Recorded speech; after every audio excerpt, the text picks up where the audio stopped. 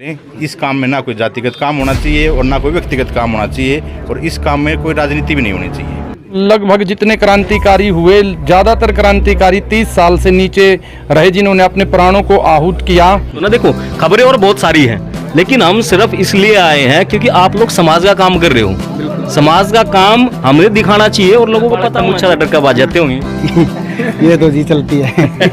पूछ ली तो एंटरटेनमेंट। संदीप जी, ये जो आज आप यहाँ आए हैं और जो ये युवा समिति जो क्लब है, तिरंगा युवा समिति क्लब है, उसके विषय में आप क्या कहना चाहेंगे? यह एक सभी नौजवानों को मैं धन्यवाद करना चाहूँगा। ये इन्होंने एक सराहनीय कदम उठाया है, और सबसे स्पेशल धन्यवाद मैं स्कूल मैनेजमेंट का करना चाहूँगा कि तैयार ग्राउंड इस कमेटी को देने का काम किया। और नौजवान साथियों से अनुरोध करूँगा सभी से कि ये इस काम में बढ़ चढ़ कर भाग लें। इस काम में ना कोई जातिगत काम होना चाहिए और ना कोई व्यक्तिगत काम होना चाहिए, और इस काम में कोई राजनीति भी नहीं होनी चाहिए। बिल्कुल, आजकल देखने में आ रहा है कि काफ़ी सारे युवा खिलाड़ी हैं कबड्डी के, जो मतलब दिशाहीन भी हो चुके हैं, आगे जाने का प्लेटफॉर्म भी नहीं मिल पाता उनको और सुविधाएं भी नहीं मिल पाती सरकार की तरफ से। तो इस बारे में क्या कहेंगे आप? आप तो जेजेपी में है, अभी इलेक्शन भी फाइट कर चुके हैं आप किलाई हल्के से। देखिए, सरकार की तरफ से प्रयास रहता है कि सभी खिलाड़ियों को सारी सुविधाएं प्रदान की जाए, लेकिन फिर भी हमारा सामाजिक तौर पे ये नैतिक फ़र्ज़ बनता है कि सभी मिलजुल कर उस कार्यक्रम को आगे बढ़ाने का काम करें। जहां सरकार की छोटी मोटी खामियां बच जाती हैं, उसको पूरा करने का काम करें, भाईचारे से मिलकर करने का काम करें, और समाज के अंदर जितने भी सामाजिक नेतागण भी होते हैं, सामाजिक भाईचारा भी होता है, उसको साथ लेकर और ये छोटे छोटे कामों को बड़ा करने का, साकार करने का काम करें। जी बहुत बहुत धन्यवाद संदीप जी। हमारे साथ सोमवीर आर्या जी भी है, जो काफ़ी समय से जो है खिलाड़ियों को आगे बढ़ाने का काम कर रहे हैं हरियाणा से। सोमवीर जी, आप यहाँ आज आए हैं और भाई एक अच्छा काम, एक अच्छे कोच के लिए आया है, एक अच्छा काम कर रहे हैं। सुनने में आया कि यहाँ इनको एक प्ले ग्राउंड भी मिला है आगे खिलाड़ियों को आगे बढ़ाने के लिए, तो आप उस बारे में क्या कहना चाहेंगे? सर्वप्रथम तो मैं विशेष तौर पर दुनियादारी न्यूज़ चैनल का भी आभार व्यक्त करूंगा, जिन्होंने आज शहीद भगत सिंह के इस दिवस को मनाने में और आपने अपने चैनल के माध्यम से लोगों को संदेश देने का जो काम किया है, उसके लिए आप बधाई के पात्र हैं। इसके साथ साथ मैं विशेष तौर पर आभार व्यक्त करता हूं तिरंगा युवा समिति का, जो इस समाज में बढ़ चढ़कर हिस्सा लेके काम करती है। और जहां तक मैं मानता हूं कि खेल के माध्यम से ही हम आज के युवा को नशे से दूर ले जा सकते हैं, और इन्होंने बहुत अच्छी पहल की है कि कबड्डी और क्रिकेट की एकेडमी DIPS स्कूल में शुरू की है। और इसके साथ साथ मैं स्कूल मैनेजमेंट का भी विशेष तौर पर आभार व्यक्त करूंगा कि गांव के बच्चों के लिए इन्होंने एक रास्ता खोल के दिया कि अभी आप आगे आएँ और खेलों के माध्यम से अपना भविष्य बनाएं। बहुत कम अक्सर देखने में आता है कि भाई ऐसे युवा साथी, अभी तो उम्र भी आपकी कितनी हुई है भाई? 22 साल की उम्र में इन्होंने एक इतना बड़ा काम कर लिया कि भाई आसपास के जितने खिलाड़ी होंगे वो यहाँ आके प्लेटफॉर्म मिल गया उनको, यहाँ के खेल की व्यवस्था उनके लिए हो गई, तो कोच वगैरह भी यहाँ अच्छे से प्रोवाइड हो पाएंगे शायद। यदि मैं आयु की बात करूं तो लगभग जितने क्रांतिकारी हुए, ज़्यादातर क्रांतिकारी 30 साल से नीचे रहे, जिन्होंने अपने प्राणों को आहूत किया। और हमारे लिए रोल मॉडल के रूप में जैसे भगत सिंह जी, चाहे हम बात करूं प्रफुल्ल चाकी की, चाहे हम बात करें खुदीराम बोस की, हम चाहे बात करें राम प्रसाद बिस्मिल की, अनेकों क्रांतिकारी हुए और वही आज के इन भारतीय युवाओं के लिए प्रेरणा का काम करते हैं। और जैसा आपको भी शायद विदित होगा कि पहले भी लगभग 57 गांव के आसपास से बहुत सारे शहीद परिवारों को भी तिरंगा युवा समिति ने सम्मानित किया था।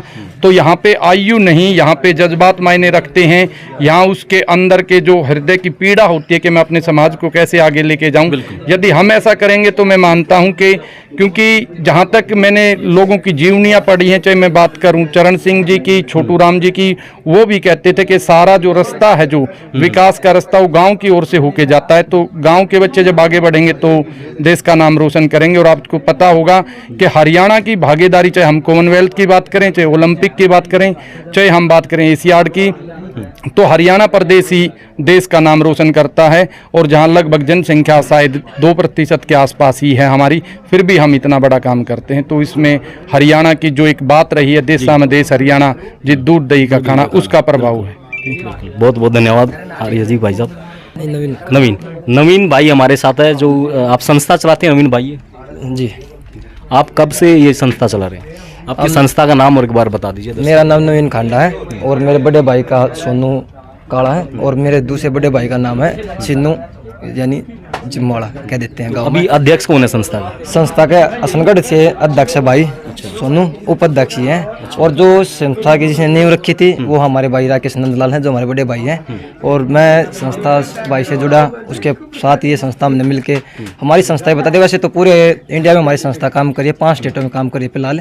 और हरियाणा की बात करूँ तो हरियाणा में लगभग 9 जिलों में हमारी काम कर रही है। भाई मैं एक बार दोबारा से आपको एक बार बीच में इंटरप्ट करके दर्शकों को बता देना चाहता हूँ कि जिस संस्था की हम बात कर रहे हैं, ये संस्था अभी हसनगढ़ गांव के अंदर है, जो कि सापला के अंदर है।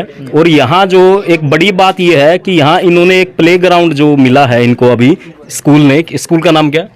DIPS इंटरनेशनल स्कूल ने इनको एक प्लेग्राउंड दिया है कि आप यहाँ जो है बच्चों को कबड्डी क्रिकेट वगैरह आप इस प्लेग्राउंड के अंदर पीछे दिखा दो कि आसपास के बच्चे जो है आगे आने वाले समय में यानी यहाँ आके अपना गेम करे। कोच भी ये लोग फ्री प्रोवाइड करेंगे ताकि गेम में हरियाणा ऑलरेडी पहले काफ़ी सारे medals, gold medals, silver medals काफ़ी सारे हैं हरियाणा के पास, और यहाँ से भी प्रतिभाशाली खिलाड़ी आगे निकले। ये इसी मकसद से इन भाइयों ने जो है एक तिरंगा युवा समिति के नाम से इन्होंने अपनी एक संस्था बना रखी है।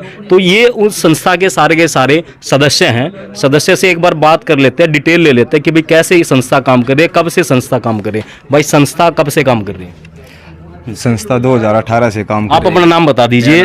शुभ नाम राकेश नंदलाल है और मैं तिरंगा युवा समिति का संस्थापक, साथ में मेरा भाई नवीन खांडा संस्थापक, अध्यक्ष साहब सतीश काड़ा और भाई छोटा सभी अपना परिचय कोई नहीं, मैं सबका पूरी कमेटी का परिचय देता हूँ। हसनगढ़ में हम काम कर रहे हैं, खांडा में भाई काम कर रहा है, सोनीपत डिस्ट्रिक्ट इनके। कब से काम कर रहे हैं? 2018 से। ठीक, आपको प्रेरणा कहाँ से मिली कि भैया ऐसा करना चाहिए हमें? मेरे गुरु जितेंद्र राणा भाई साहब से मुझे प्रेरणा मिली और उन्हीं का बहुत शुक्रगुजार है, जो इन्होंने तिरंगे के बारे में जो मैं बताया उनका मैं शुक्रगुजार हूँ। मेरी कमेटी भी उनका बहुत बहुत धन्यवाद। तो अभी आपने जैसे ये प्लेग्राउंड दिया है स्कूल ने, तो आप आगे कैसे व्यवस्थित करोगे इसको? मैं पहले तो DIPS स्कूल का बहुत बहुत धन्यवाद करूँ जिन्होंने हमें फ्री में ये ग्राउंड में खेलने के लिए बच्चों को दिया है। इसमें स्कूल के बच्चे भी और गांव के आसपास के कोई भी गांव के निःशुल्क सेवा करने का भी हमें काम मिला है, जो इसमें सेवा करेंगे बच्चे। कौन सा गेम होगा यहाँ? इसमें पहले अभी कबड्डी और क्रिकेट की शुरुआत करेंगे। आगे जैसे कि बढ़ते बच्चे रहेंगे तो जैसे गेम के बच्चे हैं तो अलग और भी गेम की सुविधा करेंगे। कोई कोच वगैरह यहाँ प्रोवाइड होगा? कोच प्रोवाइड होंगे दोनों के, कबड्डी का भी और क्रिकेट का भी। तो भाई जैसा कि आप लोगों ने सुना, यहाँ के जितने भी आसपास के गाँव है, सापला होगा, खरखोदा भी नजदीक पड़ता है, तो यहाँ के आसपास के जितने भी गाँव के बच्चे हैं यहाँ खेलने आ सकते हैं निःशुल्क। आगे आने वाले समय में ये लोग कोच भी प्रोवाइड करने वाले, ऐसा ही है ना भाई?